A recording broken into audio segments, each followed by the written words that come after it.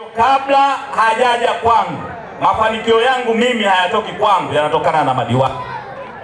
Kwa ni lazima kwanza madiwani wafanye kadri inavyowezekana, kwa sababu mimi nina wajibu wa jimbo la Korogwe mjini, lakini yeye ana wajibu wa kata ya Masuguru. Ana uwezo wa kujua balozi mmoja mmoja, kujua mwananchi mmoja mmoja katika kata yake ambayo anastahili kuwa nayo, na mimi kupitia yeye tutafanya vizuri. Kwa hiyo ndugu yangu, tutabanana, hutanibana, na ninaamini sio kwako tu, ni kwa kata zote. Dhana yangu mimi ni uwajibikaji, na katika uwajibikaji hakuna siasa, ni kufanya kazi. Tutapimwa kwa maendeleo yetu, na mimi ninawahakikishia 2030 sitahangaika kula kwenu, mtakuja kwangu. Sisi boy. Ninaongea kwa sababu ninajua tunaenda kufanya nini. Lakini tunayo changamoto kwa vijana.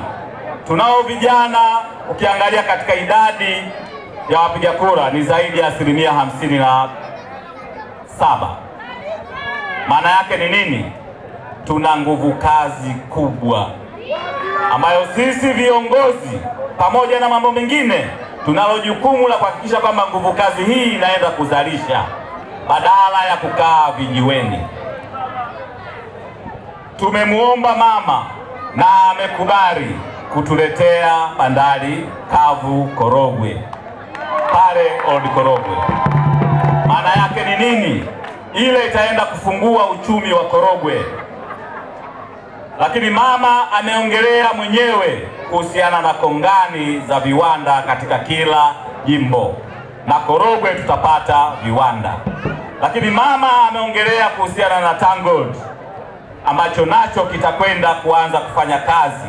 Maana yake tunaenda kufungua ajira kwa vijana wetu. CCM oye! Lakini mnaniona wakati mwingine mnaweza mkahisi ninaigiza. Mimi ninapenda ngoma za asili. Yaani hiyo ninapenda kutoka ndani, sio kwamba ninacheza kwa sababu napenda ngoma za asili. Lakini ninapenda pia utamaduni wetu. Kuna mtu alikuwa ananiuliza, wewe Mzigua Msambaa? Na jamaa akasema Mhando Kizigua ni kupanda. Mhando ipo kote, kwa Wasambaa ipo, kwa Wazigua ipo, kwa Wabondei ipo. Kwa Wasambaa huwa tukienda kupanda mahindi yale ya Februari, kipindi kile cha kwanza, tunasema ni mhando wa bosi. Mhando wa bosi ambao una uhakika wa kuvuna. Sasa mimi ni chotala, mimi ni Msambaa, mimi ni Msambaa, lakini nina element pia za Kizigua. Bahati nzuri ni kwamba babu alioa Mzigua, na wakati alivyooa Mzigua, bibi yule akaja kumzaa babu yetu, akampa jina la ujombani Njama. Na baada ya hapo babu akapata watoto wa kiume wa kwanza, wakawa wanafariki, aliwapa majina ya Kisambaa. Alivyopatikana baba akapewa jina la ujombani Mhando, akakuwa.